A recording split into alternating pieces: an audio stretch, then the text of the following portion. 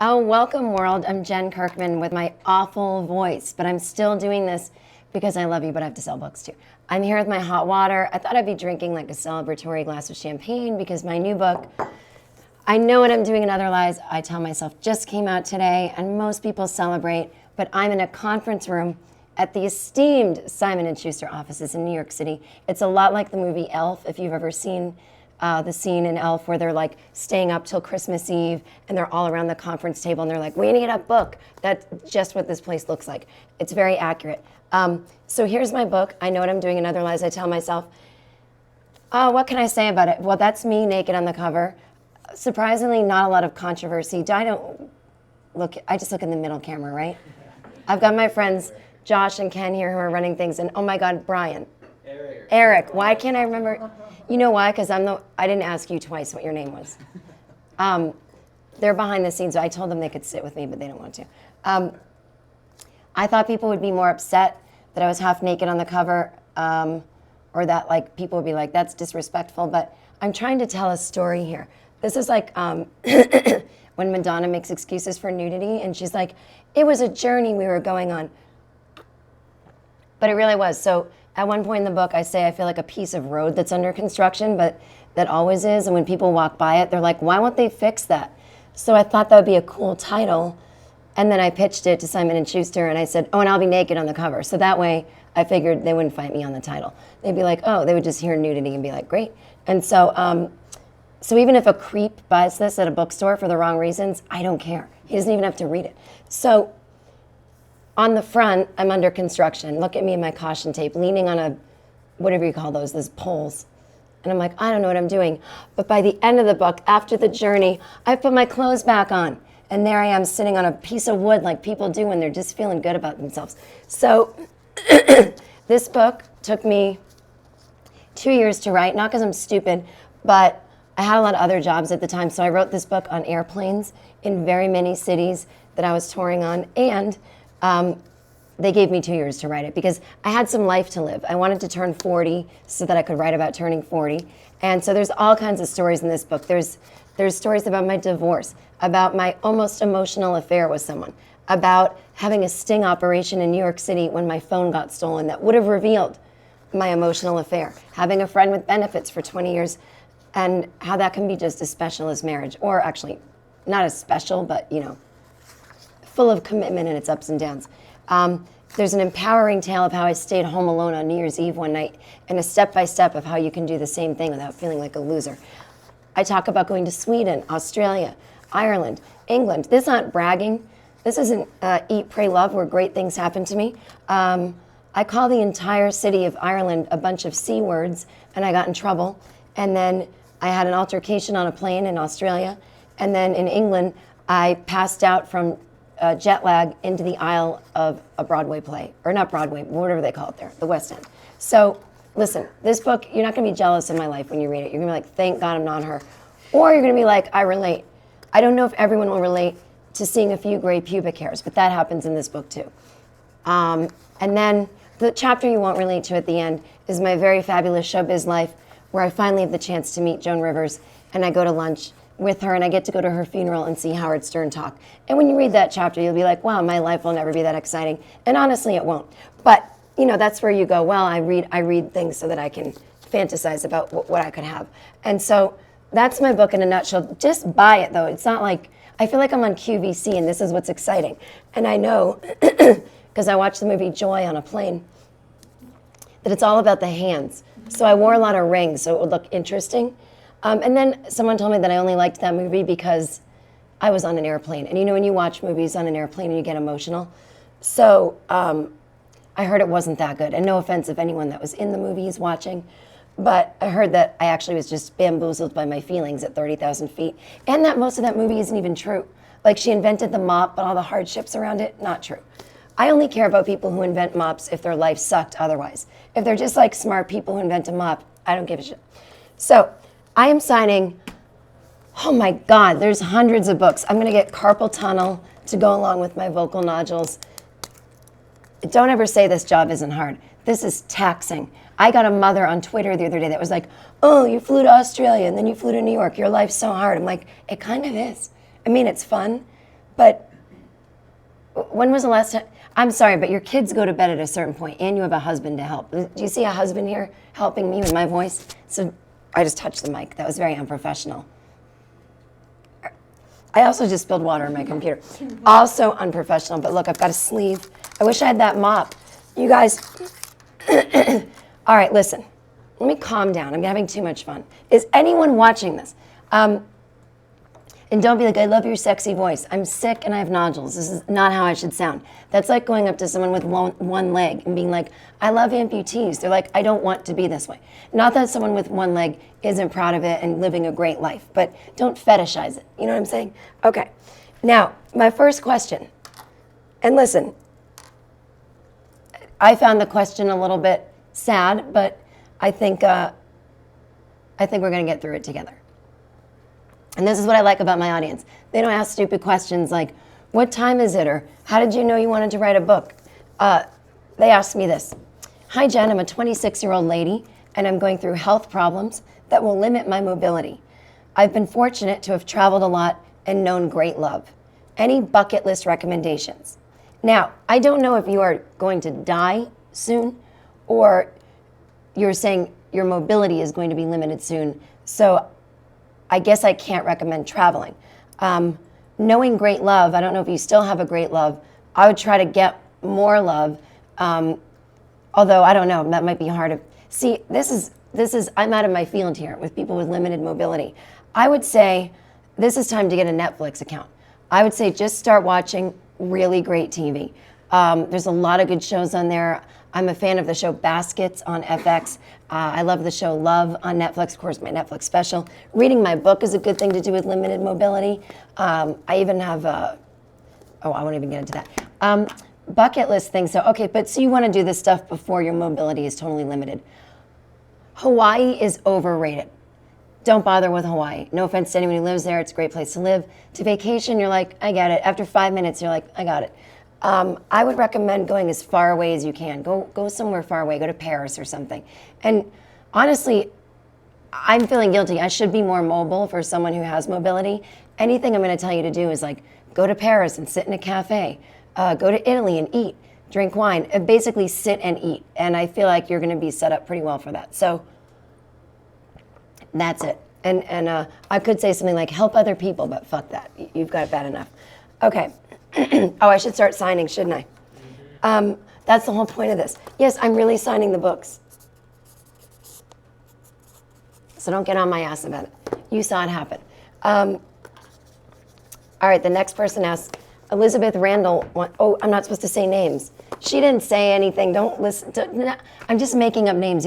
I've had imaginary friends my whole life. But this person, who I shall not name, asked me, I know you're a big Kurt Cobain fan. Have you watched Soaked in Bleach? No, I will not watch Soaked in Bleach. Soaked in Bleach, if you don't know, is a documentary I think it's on something streaming. It might be Netflix. And it's an investigation. I'm British suddenly. It's an investigation into Kurt Cobain's death. Now, even reading the review of it, I started to be like, oh my God, Courtney Love did it. But listen, I'm in showbiz. We all know each other. I knew the Cobain family very well. I did. But I'll tell you this. If you've ever known someone with an addiction problem, they are suicidal. What they are suicidal about is not that they want to die, but they want to kill the addict. It seems easier than going to rehab. Now, Kurt and Courtney were not getting along because she was trying to stage interventions. And people don't like that when they don't want to get better. So she was in rehab in LA when he was in rehab in Seattle when he jumped the wall. So she never physically killed him. They say that she hired someone to kill him. That didn't happen. And let me tell you why it didn't. That guy was adorable. No woman would have killed Kurt Cobain if it was her husband, even if he's on drugs and acting all crazy. She already did the thing. If you want to say something sinister about her, she already did the thing that would guarantee she got his money. She had his baby. She wasn't stupid. You don't put a condom on when you have sex with Kurt Cobain. You get that baby. So, I knew where you were leading to with that question. He killed himself. And most addicts end up ODing or killing themselves or getting sober. 3 options. Never the option is Courtney Love paid some weird guy to shoot him. That didn't happen. Okay. I should not be clearing my throat. Dear Jen, aside from having multiple towels of impressive quality, what else should I own to create the illusion that I am more put together than I really am? Your fan, some 25-year-old guy. Well, listen, you don't want to fool women or men. I don't know what you're into. Don't fool people, because I've been taken by guys who I thought were put together because they had nice homes. And then it turns out they had emotional, crippled emotional feelings. I once dated a guy who owned his own condo, and he was like, it's mid-century modern, and you bet it was. He knew how to decorate, but he had a weird thing where he didn't want to commit with anybody because he said it gets uninteresting after a while. Well, what doesn't? So I thought, oh my God, this guy's a really cool chair. He's got it together. So as long as you can give them something emotional too, other things that you should, make sure to wash the towels. You should have hand towels so that when women wash their hands, they don't have to dry their hands on your dumb towel that you've wiped your bum with after a shower. It's a cool thing to have? Tissues. Have tissues in your bathroom. I don't know why, I just think it's like a nice extra step. And you know what you might want to have? Nice matchbooks, like fun ones. Not ones that like you got at 7-Eleven. And have nice candles on your coffee table if you have a coffee table. And thank God we don't live in a decade anymore where people display their compact discs. That was what was going on when I was 25. And it looks awful. So don't display your movies, just hide everything. And another thing that can make you look together is please have curtains of some kind. And if you have those white blinds, get them removed. Save $100, call a handyman, he'll do the measuring. Go to some cheap place and get curtains, and they'll remove those awful white blinds, and then they'll put curtains up, and women will be so happy. The worst thing about taking a woman home is if she sleeps over in the morning and you just have a sheet over your window. The sun is in her eyes, and nobody wants to be looked at in the sunlight like that. So that's how you can get your life together. Also, have something in your kitchen, like a hot water kettle. That's fun, make some tea. Or napkin holders and napkins. Don't use paper towels for dinner, even if you don't eat dinner in your house. Oh, and don't have a drawer full of mustard and shit from restaurants. Okay. Jen, you are my Joan Rivers. Well, I certainly sound like her today. And I hope to meet and work with you one day. Well, let's calm down about working together. Plenty of people on my list to work with. Got a lot of friends that want to work with me too. I'm being funny. You're from Massachusetts. You're a Patriots fan. How? I am mad at you. How dare you be a fan of mine and ask me if I'm a Patriots fan? I hate organized sports. I hate football. Hate it. Hate it. I actually think it's bad for America. And I hate the Patriots. They can suck it. The Patriots are the Yankees of Massachusetts. I enjoyed the Red Sox during their 2004 miracle win, the year they were the idiots. And then once they kept winning the World Series, I got bored with them. Now, my dear friend Sarah Colonna is engaged to John Ryan, the punter from the Seattle Seahawks. He's the only football player I like, and I will only watch Seahawks games. But every time I do, every game I've watched is the only games they've lost. So I have to stop watching because I think I'm bad luck. So, no, I'm not a Patriots fan. Tom Brady can... Oh, I love a good-looking quarterback and his model wife. Who likes people like that? Massachusetts people are supposed to be cynical. We're not supposed to like that kind of crap. That's Hollywood crap invading Massachusetts. We don't want it. Okay. We got a phone call for you. Oh, my God. This is Sean from California. Do I put him on speaker? Yeah. We've got him on speaker for you. Sean from California, you're live. You're live on Jen Kirkman's. Hi, what's happening? Just watching you on the laptop. Well, I know that. Now get to the point, Sean. I've decided that I need to break out of my musical rut. So what's the best album to buy right now? Oh my God, Sean, you're asking the wrong person. This is so funny. My playlist is basically like everything from the 1990s. Like what are you listening? Where are you at in age? That's my playlist. Oh, you're the 90s too. I mean, Yep. The newest stuff I have liked is actually going back to old stuff. Like, do you know who Betty Davis is, not the actress? Hello? Yeah. Was that yes, hello, or do you know who she is?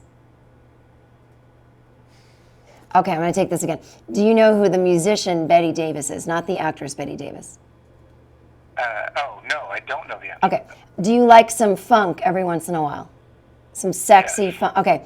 She was Miles Davis's wife, and she got no credit for anything. And she's a sexy biatch, and she's badass. And she's like screaming and growling like sexual, funky lyrics, and her music is crazy. I would suggest getting a Betty Davis album spelled Betty. I just listened to some this morning as I was getting ready, and it'll put you in a good mood. It's even good background music. And so look her up. And I also like, if you like that kind of like bossa nova Portuguese music, I love this guy, I'm saying it wrong, João Gilberto, Joao Gilberto. So that's sort of like, I feel like next stage adult, what are you gonna buy, a Black Keys album? They're boring. So I would get those two things. I think you'll just enjoy having them on in the background. Good. Perfect. It is perfect, Sean. All right, I'm gonna let you go because shit's going crazy here. I've got emails popping up I'm not gonna get to, and I don't know what to do. I'm overwhelmed. All right. Have a good day, Jen. Oh, but also, have you heard of the band Valley Lodge? No. It's Valley Lodge? Valley, like I'm in a valley, or Valley Girl. Yeah. It's my friend and funny comedian Dave Hill's band, and I would recommend checking their stuff out. I do his radio show sometimes, and that's how I know his music, and it's the only modern stuff I bought in like the last 2 years. I think you'll like it. All right. All right, enjoy. Let me know. Tweet at me. Let me know if any of that worked for you. I will. All right, love you. Bye. Bye. Tell Mom hi. Okay. Somebody asked, what was your first stand-up show like? Oh, boy. Who cares? I've talked about this before. It was like this. I went and performed at a bar called the Green Street Grill in Somerville, Massachusetts. Probably held 20 people comfortably. It was all like-minded young people in their 20s.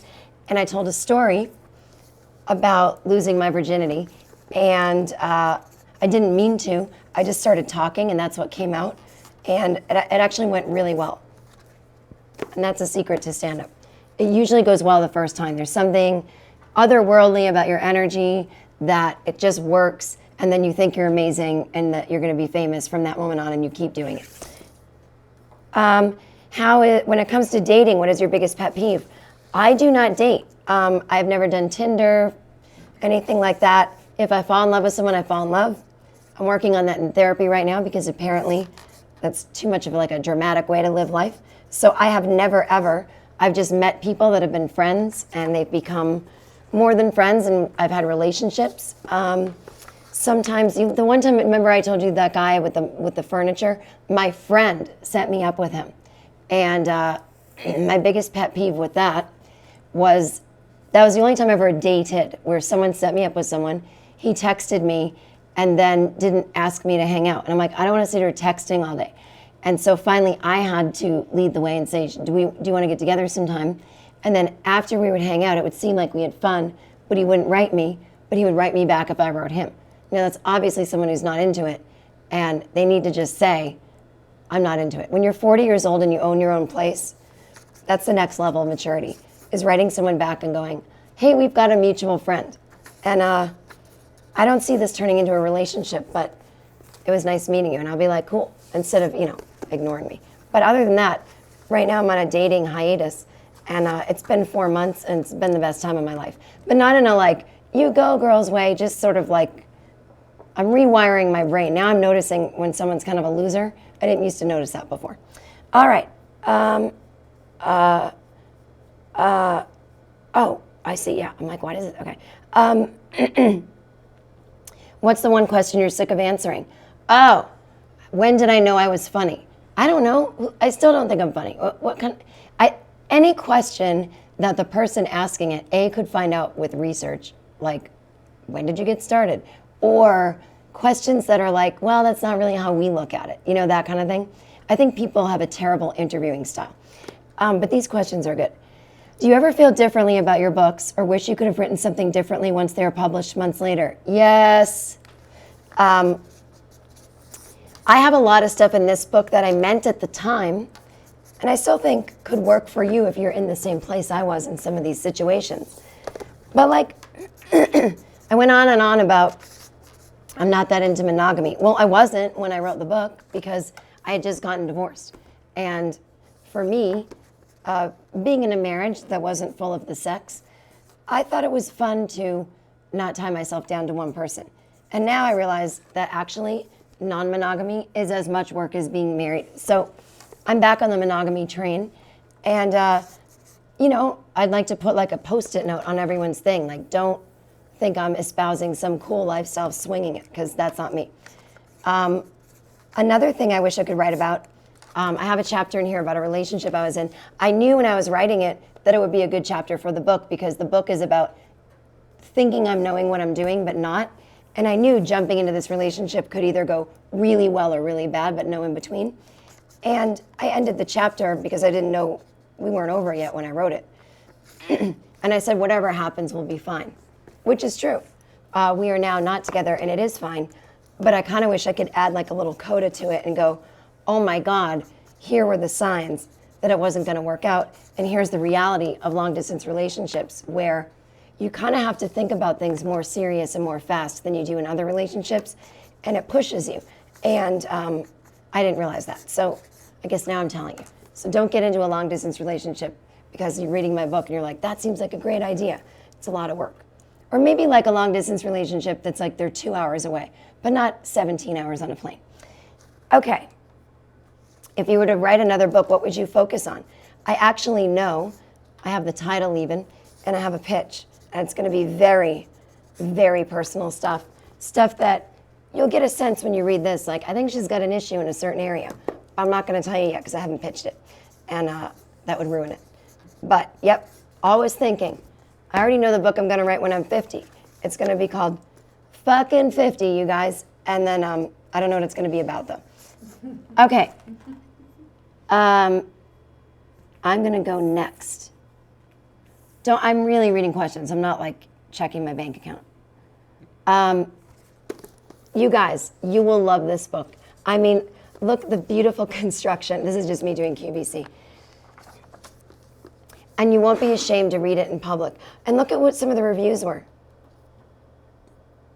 My friend Sarah wrote, well, she's not just my friend. She's an author. It's not like, oh, Mom, she's an author of, best-selling author of Life as I Blow It and Has Anyone Seen My Pants? She writes, this book is full of hilarious, candid, and sometimes gut-wrenching stories. There wasn't a single moment that I wasn't completely invested in what happened next. She peels back the curtain and reveals every emotion we all have to go through in life, but with such grace that you almost want to apologize for laughing so much until you realize that's exactly what she wants you to do. That's a damn good review. I hate when the reviews are like better writing than my book. I'm like, all right, calm down. Of all the essays in your book, do you have a personal favorite? Yes, I do. I think my favorite essay is, well, I really like that Joan Rivers one because I think it's really cool, but I think my favorite essay is about me flying to Melbourne, Australia, and meeting a dude on the plane who had a fear of flying. And I was sort of getting over a fear of flying at that point. And being around someone who was scared actually helped me be less scared. And then we had a beautiful bonding 17 hours together. And then he asked me an annoying question at the end of the flight, and I wanted to kill him.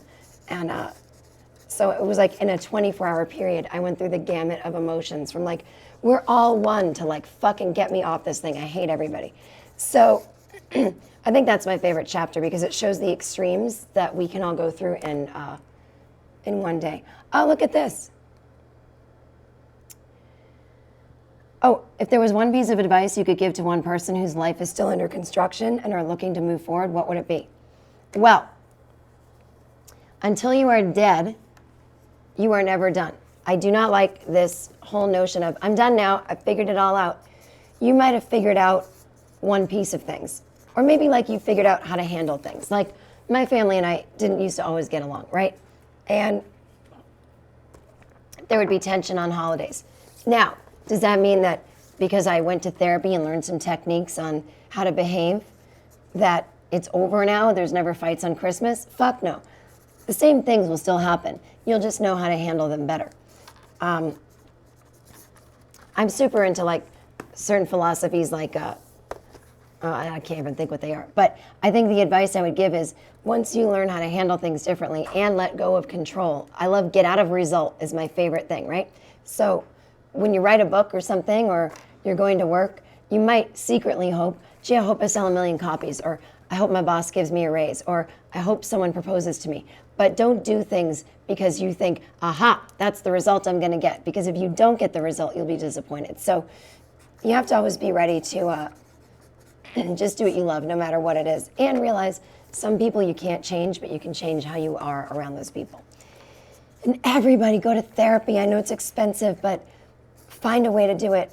Or if not, read self-help books, but real ones, not like stupid ones like affirmations. Like there's really good books written by PhDs out there that tell you how to cope. I think that a good book, oh, this is a guy that asked me, so never mind. But a good book for women to read is, well, I won't get into it. All right, hope you figure it out, Kevin. Hi, I'm from Australia. I'm holidaying in Melbourne and seeing comedy show acts. What are your favorite bars, cafe shops, or other places to visit? Oh my God. My favorite place in Melbourne is a wine bar restaurant called Punch Lane.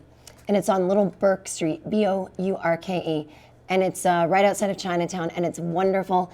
And I've been going there for 3 years.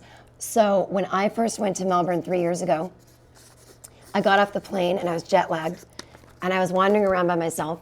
And I sat down at the bar at this Punch Lane, and it's the really cool kind of place where if you like wine, they'll teach you about it, and they'll pick you a local drink to get. And I became friends with the staff. And then they came to my comedy show. And then we became friends on Twitter, which is really when relationships start to heighten.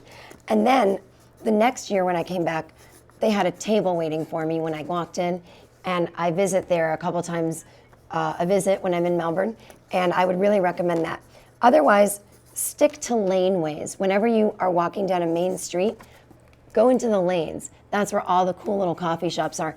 The coffee's good in anywhere there, I'm telling you, but Punch Lane is a very special place, and I would definitely take a walk down the Yarra River. It's a gross river, but it's a beautiful walk, and you'll absolutely love it. It's starting to be winter time there now, so, you know, put a coat on. We've got another caller for you. Okay. This is Powell in Atlanta. You're live.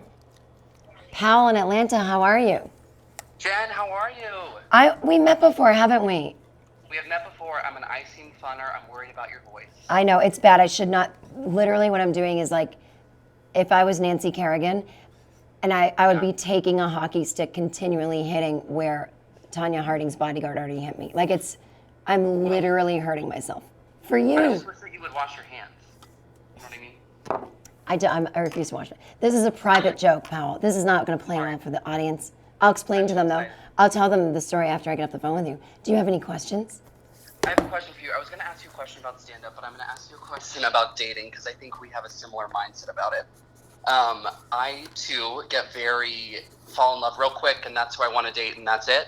But with that, I get so into my head when I'm around other gay men that all I can think about is that maybe we're going to be inside each other soon, and I can't even start a friendship. I get too excited, and I need you to talk me down and just give it to me straight about how to just be a normal human interacting with other people that I may one day date.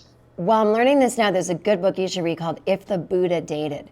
And it's about calming down and clearing your head and even getting ready for the person that you want. Doesn't mean you'll manifest them out of nowhere, but just being clear on what you want, because even if you're just attracted to someone, it might cloud your mind, and then you might end up sleeping with them, and if that's good, then you get attached, and you realize you're attached in the wrong way. And if you're not a casual sexer, I think that's what you really have to do. But becoming friends, and I don't know, because it's weird, because men and men are friends, but women and men aren't necessarily always friends, without sexual tension. I mean, I can be friends with men without there being sexual tension. I don't know if it's different with you gays and your hedonist lifestyle, but Yeah. I would say just get that book and just say, I don't have to make any decisions about what to do with this person today. Allow your thoughts to visit you. They're your crazy neighbors coming in. humor them for a minute, but you don't have to do what your thoughts say. Then let them go, and then talk shit about them when they leave. Like, Jesus, my thoughts are crazy. This is amazing. Thank you so much. I love it. That was actually pretty good. I'm pretty impressed with myself on that one. I should have my own advice show in case anyone's watching. Yeah, get to pitching that. I will. My manager's here. She's writing it down right now. Okay, well, thank you so much. I'm going to go ahead and start manifesting you coming to Atlanta later this year. I'm not going to ask you to. I'm just going to manifest it myself. Oh, it is on my list. I am going to do a little little date in Atlanta, so it's coming. It's actually, we've got it. We've got the place and stuff. I just have to pick the month I want to come. That's easier for me. So I'm coming. Yeah, woo-hoo. I love it. I love you. You're the cutest. Bye. Love you, Jen. Have fun. Bye. Now that's a fan, people. All right. As a seasoned comedian, do you ever completely bomb anymore? And if so, how do you deal? Oh, I have the best bombing story. So there's all kinds of bombing. There's like working too hard, like maybe the audience wouldn't notice it, but they're like chuckling when they should be going crazy. And you're like, I know these jokes are funnier. I'm kind of sweating it. And you kind of don't blame yourself. You're like, they're tired. They just got off work. They're also eating. So there's stuff like that that goes on. But totally bombing, where it's dead silent for the entire time. Since I'm a headliner and I do an hour on the road, no one has been silent the entire time. But there's been what comedians call, who are doing an hour, a joke per joke basis audience, and we don't like them. So you might kill it, tell a joke, 5 minutes, lots of laughs, and then they reset like they're a goldfish who forgot who you were, and then they get quiet. And then you do your next joke, and they're like warming up to you again, and you're like, people, you already agreed you liked me on the first joke. Let's just like hang in here together. So that's kind of the bombing that happens as you get more seasoned. But I had a bad experience at the Montreal Comedy Festival last year. I was doing a television taping. And when you do a television taping, sometimes those can be a little different than a comedy club because there's cameras and the audience has to be completely lit because they love to do those shots where they cut away to the audience laughing. It's very strange to see the audience very well lit because you can see everyone's little expression. Now, the show was an hour and a half long. That's a lot of comedy. And I was going on towards the end. And the pants that I brought to wear were doing this crazy thing because they had a pattern and they were making the camera make weird motions. And the only thing I had on me were these leather short shorts, which were really cool and sexy, but it wasn't appropriate for comedy, at least not this crowd. And I feel like when I walked out, they thought, what the hell is this? I think you don't really take someone seriously as a comic if they come out on stage in short shorts and they're not doing a character. And so I just had dead silence. Luckily, it was only a 10-minute set, but that seemed like an hour. And at a certain point, I just went, look, let's all acknowledge what's happening. I'm on a television show right now, and I'm bombing. And you guys don't like me, and that's okay. But I'm not allowed to switch up the material because it's pre-approved for the network. That's what sucks, too. And they laughed a little at that. And I said, oh, don't laugh now. You've already ruined it. And then I just walked off stage, and we were supposed to have a big curtain call where all the comics took a bow. And the woman that ran it said, you don't have to stay for the curtain call if you're too embarrassed. And I was like, I am. I'll be going home now. My agent was there. Did I ever tell you this story? My agent was there, Andrew, and he was backstage just texting. I said, did you see what happened? He's like, it was great. I go, you didn't watch, did you? He goes, no, I did. It wasn't great. I go, I know. Are you mad? He goes, no, why would I care? I go, great. That's all I care about. So you still bomb sometimes, but it's not as gut-wrenching. It usually means something is off. It doesn't mean you aren't funny and you should quit. That's what I have to tell myself. Hold on one sec. Vocal ease. I'm not selling that, so don't. What's the craziest thing that has happened to you at one of your comedy shows? Oh, well, same incident, 2 different cities. I think the craziest one, I was in London and this girl in the front row was very drunk and she threw up, but it was the most gentle throwing up I've ever seen. It's a beautiful space, the Soho Theatre, cabaret style seating. So these British people, you know, they go out drinking the minute work's over. And my show's at 9 o'clock, so this chick's been drinking since 5. And she's sitting in the front row, and I noticed I thought she was nodding off, like tired or bored. And then she just slowly, it was the most graceful vomiting I'd ever seen. It just slowly filled up the table. And then it was weird because the comedy club obviously has security and people that can help, but she was right in front of the stage, and so no one but me could see her. So I had to stop the show and be like, hey, so sorry, because the people next to her can smell the vomit. I was like, clean up, this girl vomited. And then she was like, I'm so sorry. She was crying. And they took her out and they cleaned up the vomit while I performed. And I had another incident in a show where a girl hadn't eaten all day. Women, you have to eat before you go drinking. And she heckled me a little, but not meanly. She was just like, tell this story. She was shouting at requests. I said, you have to be quiet. And then she started crying. And I was like, it's okay, it's okay. And then she was like, I just had a breakup today and I didn't eat anything, so I was so upset, and I started drinking. And I had to sit with her and hold her hand and tell her it was fine. But then what she was doing was even worse than heckling, because she kept crying loudly during the show going, I'm sorry. And I was like, it's fine. Oh.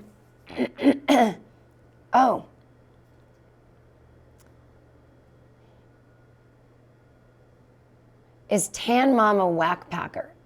This is a Howard Stern question. I do not believe she is. I believe she's kind of old news, and I'm surprised that they've welcomed her in at this point. Okay. Wait, is this the same thing? Oh, I'm hitting the wrong thing. What comedians would you say influenced you most as you were coming up? That's another question I don't like, because I don't know what that means. Like, you know, in music, you can be influenced, like Keith Richards. If you ever hear him talk, he's like, I took a blues riff and I went, we can't be influenced by other people, because if we sound anything like anyone else, it's obvious. I mean, I didn't invent stand-up, so I think the style I do. You know what someone told me one time? They said, you remind me of Richard Lewis. I'd never seen a Richard Lewis stand-up show in my life, but I remember he did these ads for this boxed juice in the 80s called Boku. And I didn't even know who the guy was, but I loved the ads. And he was like acting so neurotic about how to drink a bottle of water, you know, a juice box. And he was like, and that's kind of what I act like. I think I'm naturally neurotic, but I do think parts of me seem more like an old Jewish man than a young Catholic woman. And so that's definitely got to be watching Woody Allen movies as a teenager. I think the stuff I watched as I got closer to becoming a stand-up probably got in my brain.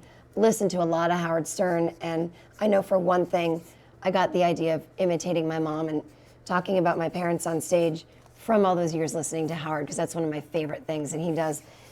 And I wouldn't say it was a direct ripoff, really. A lot of women comedians talk about their moms and imitate them, or comedians who happen to be women. So, but as I look on it, that's probably something that really directly affected me, influenced me. This keeps jumping pages. What the fuck is happening? Okay. With all your travel, how did you get over your fear of flying? Well, thanks, Matt. I took a course, and that didn't help, but some things to remember. There's a great book to read. The same guy wrote a book about not smoking called The Easy Way to Stop Smoking. There's a book called The Easy Way for Air Travel by Alan Carr. One thing he pointed out that I keep in my mind is, if you want to hold on to your fear of flying, like let's say you're afraid the plane is going to crash. Well, then you have to spend your life walking around outside every time a plane flies over, worrying it's going to crash onto you. And every time a loved one flies, you have to worry that the plane is going to crash. And if you are not doing that, then it means you actually aren't afraid of planes crashing. You have control issues. So you have to handle those issues. Another thing that helped is I started taking this tranquilizer called Klonopin every time I flew. And I would take it once I got to the airport, and it takes all of your anxiety away. And what I realized was, flying every time I flew with Klonopin, it sort of did a natural thing where now I associate being in an airport with feelings of relaxation. And now, even though I only take Klonopin on long distance flights, like out of the country, when I fly short flights in America, I'm trying to stay awake and I fall asleep, because I've conditioned myself over 20 years. I think things like that, and just knowing that it is safe And I never really had a fear of flying. I have panic disorder and I have panic attacks in certain situations. And being trapped in the air is definitely one of them. So you have to do a lot of mental gymnastics and breathing exercises. And you can even download some great podcasts that are about getting over panic when flying. Just Google the words panic and flying, you'll be fine. It is really safe. And another thing, I have this great psychiatrist, the one who gives me the Klonopin. I see him once a year for a refill. At a certain point, he goes, look, let's say you're the victim of a plane crash or terrorism. You've had a good life. And when he first said that to me when I was 27, I was like, this guy's fucking nuts. I haven't even lived yet. And then now I realize he's right. If it happens, it happens. Another theory they have is people who have not achieved what they want in life yet have fear of flying more than people who have had some goals come true. And then they say people with kids suddenly develop a fear of flying because they're afraid of abandoning their children. So don't have kids and don't have dreams and you'll be fine. Let me pause and take a sip because I'm dying here. Okay. I know you're a wine connoisseur, but what's your favorite cocktail? I don't like alcohol. When I'm sick or during Christmas, I'll have a hot toddy. So I guess that's my favorite. I can drink whiskey, but it's a lot of sugar in it, so I try to avoid it. I love a hot toddy, and I don't even know officially what's in one, but lemon, honey, whiskey, hot water, sometimes a tea bag, it's perfect. I know that's not really a fun cocktail, but I hate the taste of vodka. I don't like gin. I don't like rum. I don't like any of it. A margarita is nice if you're like in Mexico or something, or a Mexican restaurant. You don't have to go to Mexico to have a margarita, I just realized.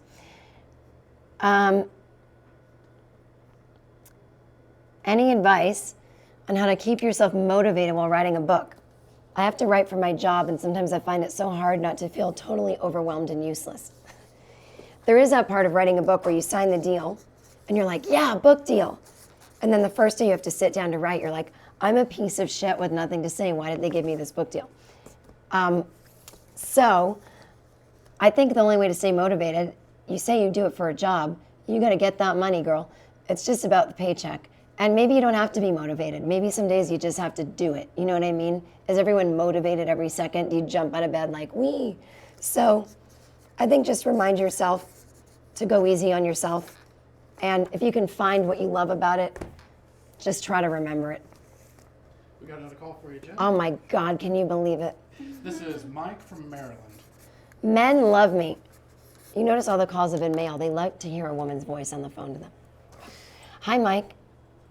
Hi, Jen. You're not hearing a woman's voice. No, I'm hearing a man's voice. I'm sorry. You're not hearing a woman's voice either. Well, okay.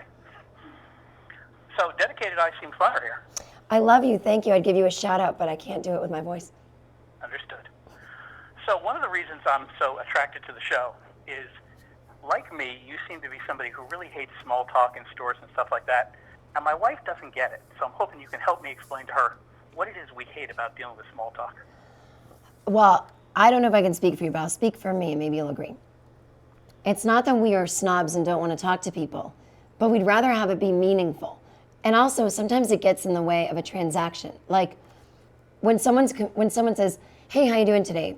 And then you go, good. And then their computer freezes, you know, if you're at the airport or you're at the local drugstore, and then they start going, how's your day going so far? You're like, wait a minute, are you working on the problem or are you making small talk? Like, I feel like people think they have to entertain you. And sometimes you have your own thoughts in your head. You might be rushing into Starbucks and you might be getting a great idea for something you want to tell your boss. Or you might be remembering something and you can't write it down.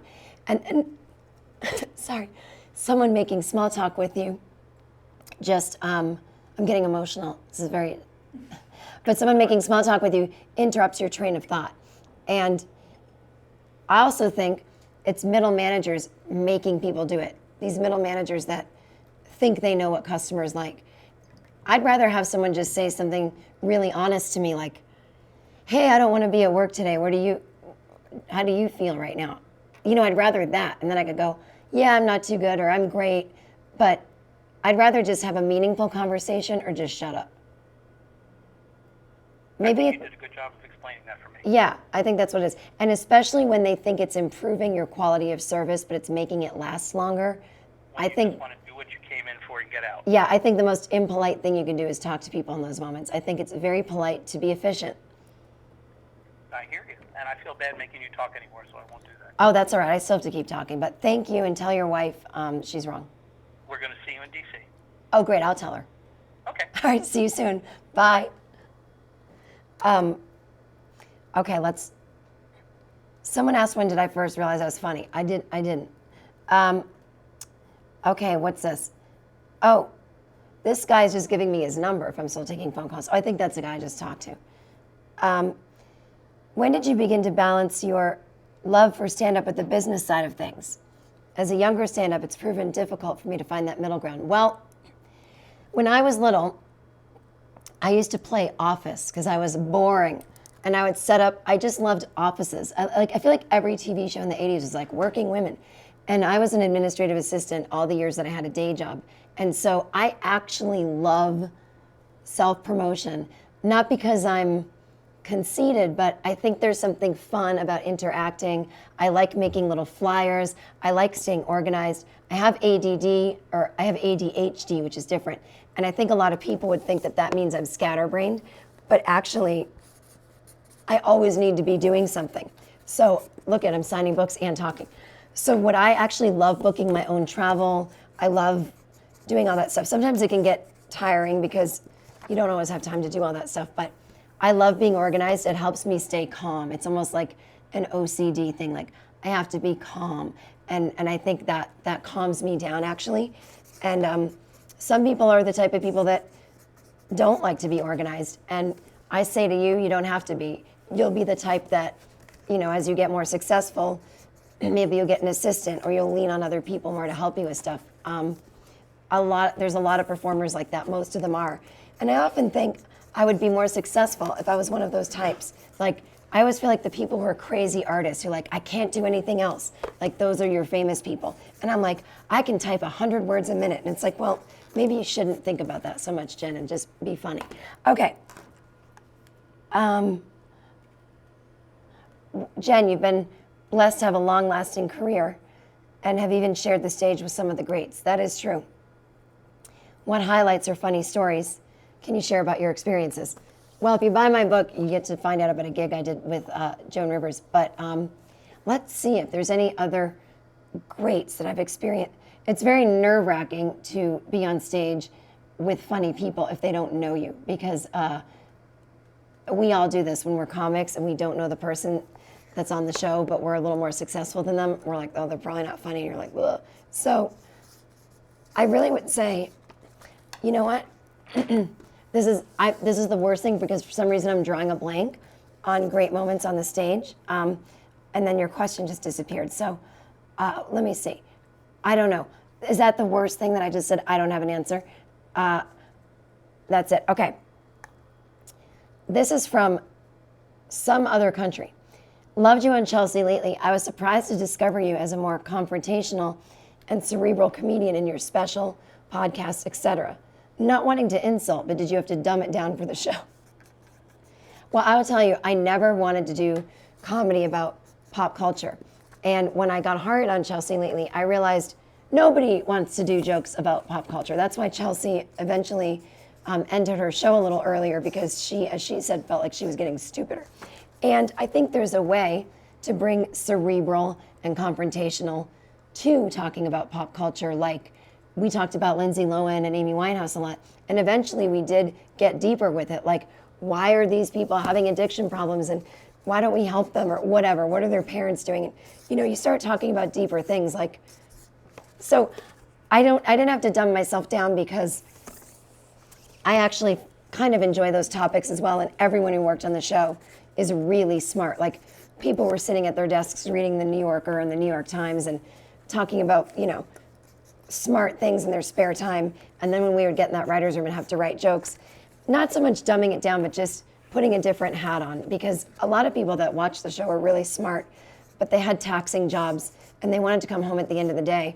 And instead of watching The Daily Show and hearing about news, they wanted to hear about stupid crap. So I wouldn't call it dumbing it down, but I would definitely call it way different than my real persona. But I was thankful that as often as I could, I was able to bring my real self to the show so that when people came to see me, there were the occasions when people came to see me and they were mad that I wasn't talking about Lindsay Lohan, and I was like, look, sorry, what do you want me to say? I don't know if that's the last book or not. The one standing is the last. The last book standing. Now, we'll do a question during this. Do you think the craft of stand-up will alter with the rise of YouTube, Vine, and social media in general? I don't think so. I was worried about this, but 10 years ago, I started hearing that everything's going to be online, and I thought, but I'm just ready to dip my toe into making a career as a touring comedian. What do you mean? Are people not going to go out anymore? They're just going to watch stuff on YouTube? And I actually think it's bringing back live comedy. Seems like such a fun thing to go to now, that because people are discovering people on YouTube and podcasts and Vine, they want to come out and see them. And I hope that that keeps happening. So all I can say is I hope it's just another way for people to get to know us. And the day that you don't have to leave your house and people just watch things on YouTube, as long as YouTube pays millions of dollars, then I'll be fine. And I'll stay home and I'd probably save my voice. Do you want me to do another question? Oh, okay. Let's see. Oh, so long story short, this is the guy in the Boston hat and his lady from your March 6th show at the Hollywood Improv Lab. Will you officiate our wedding? Oh my goodness. Oh, these two were lovely people.